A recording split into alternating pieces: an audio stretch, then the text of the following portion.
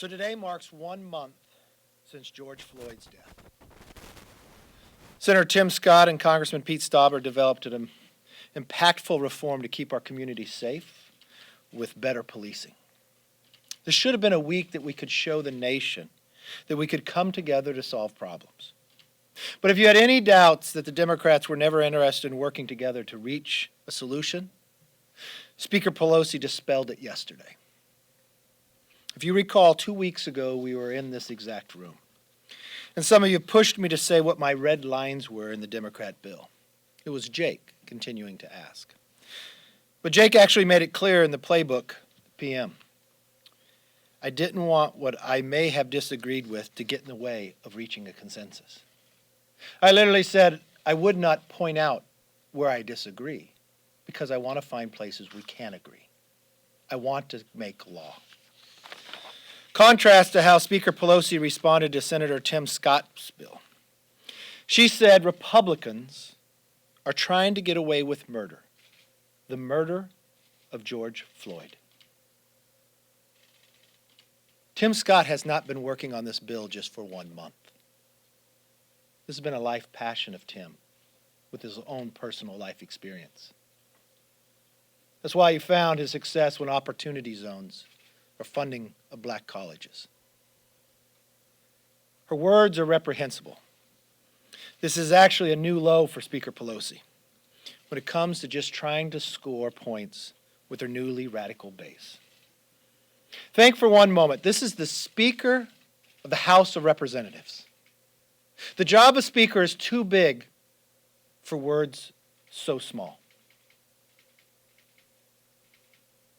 Does anyone in her conference stand by her on these words? Do they call Tim Scott wanting to get away with murder? Contrast what happened in the Senate yesterday. Simple request to get on the bill where you could start debating to become law. Democrats said they would need amendments. First 5 was going to be good enough, no. Went as far as to offer 20 amendments just to start the debate. Contrast to what we see here. From committee to floor, not one Republican amendment is going to be allowed. Never consulted us on the creation of this bill. I've reached out to those on the Democrat side, explaining that I wanted to make law. I wanted to work together, and I still do. The only place this is a holdup is the Democrats' partisanship to try to make this political instead of finding a solution.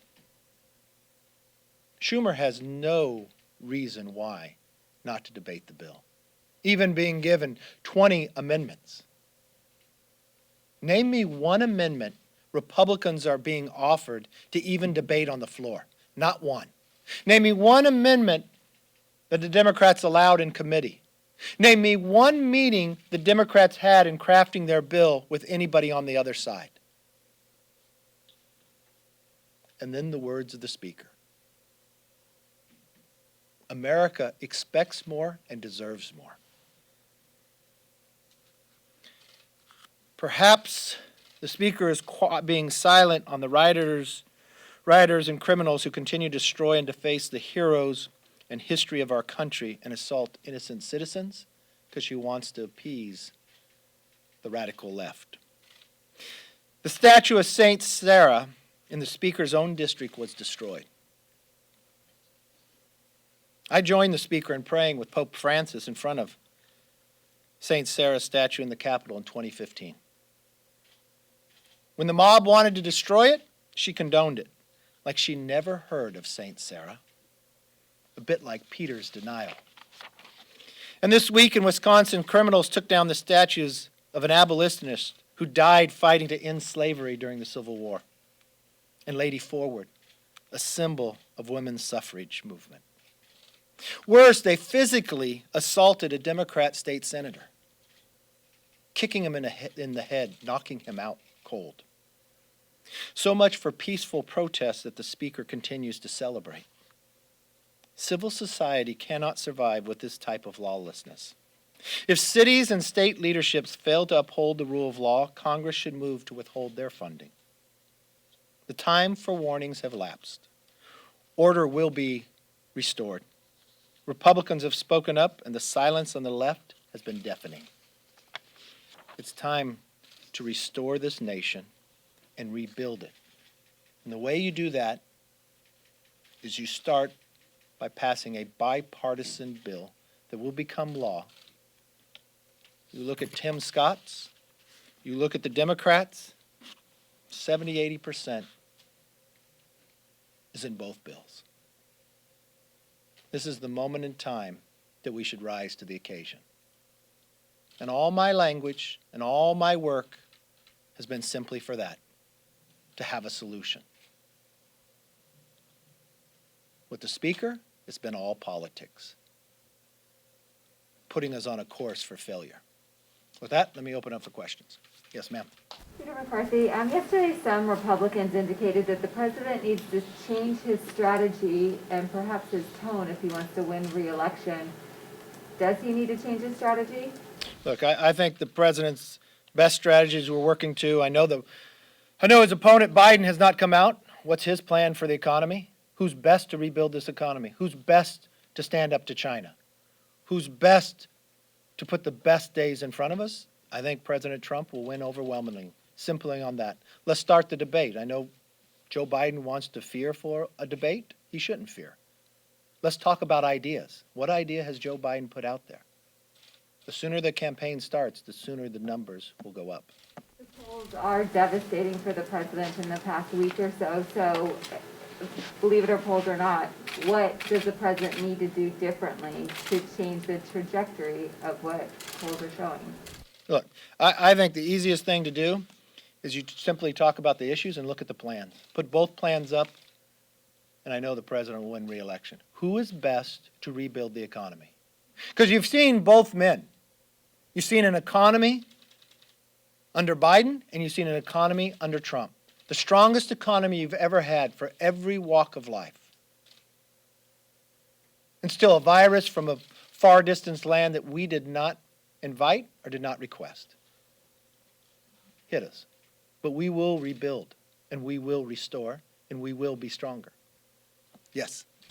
So this Democrat bill doesn't look like it's going anywhere in the Senate. What do you No. see for the next steps? What would you kind of like to see happen next? Well, the first thing we should go to conference. Schumer should allow the Senate bill to be debated and go to conference just like anything else with any other issue. If they do not, it simply shows that they're playing politics.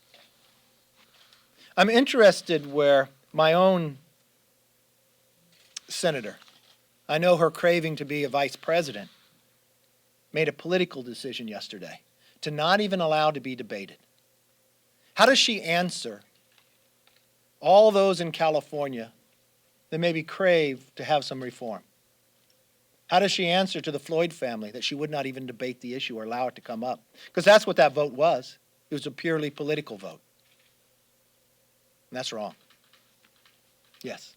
On another topic, the Senate voted last week on this major public lands package. It's backed by the president. It's going to come up on the floor at the end of next month. Some of your Republican colleagues have concerns about this bill.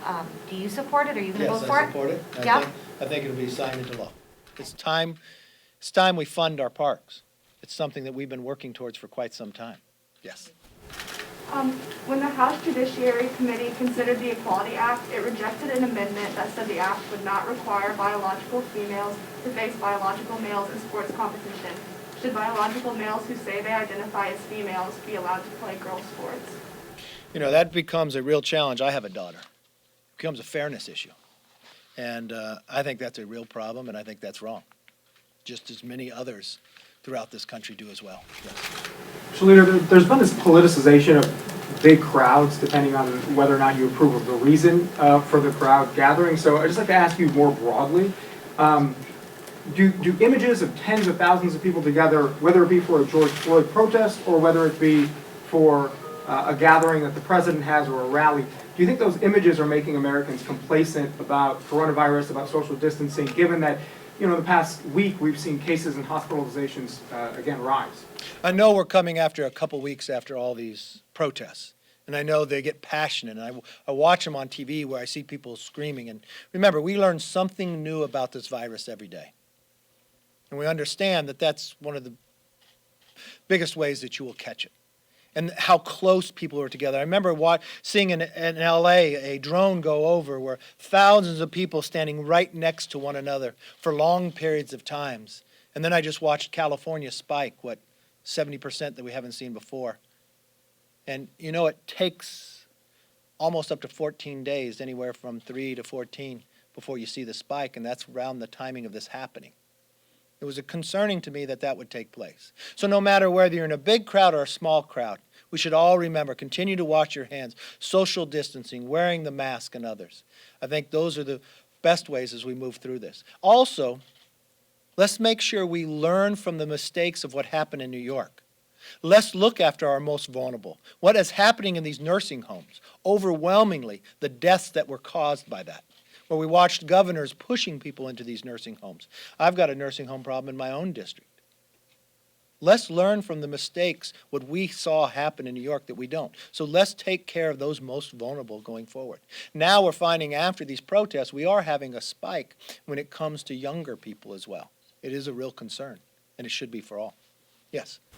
On police reform, Mr. McConnell rejected the House proposal pretty much as soon as he heard it. You saw Senator Schumer, what he had to say about Tim Scott's bill. It seems that neither side is willing to give And at what all. Durbin had to say about Tim Scott's bill? Yes.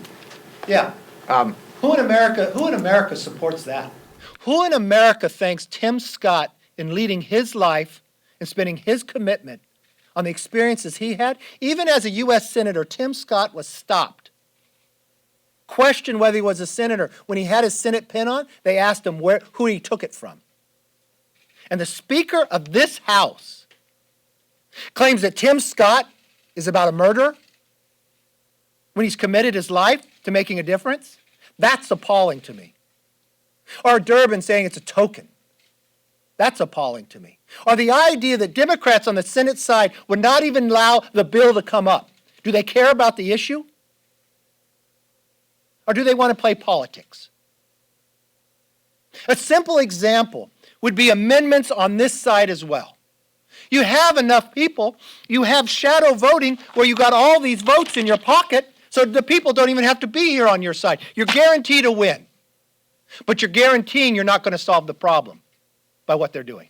And that's appalling to me, and it's unacceptable.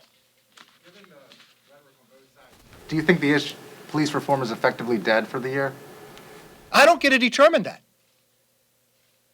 The Speaker of the House, Nancy Pelosi, and Chuck Schumer, because of the rules of the Senate.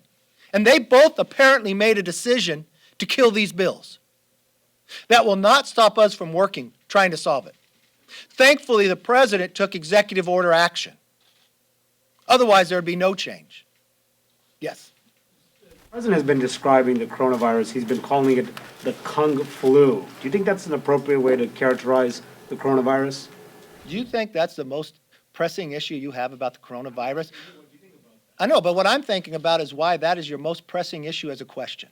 When we just seen a spike in coronavirus, you're concerned about somebody and the way they name it. That's appalling to me. You know what? I think we should all focus, learn more about this disease, and stop this virus. But every time I've come here, you've always had those type of questions. It's interesting to me if that's what your viewers care most about. Because you know what my constituents care most about? Their safety and their health.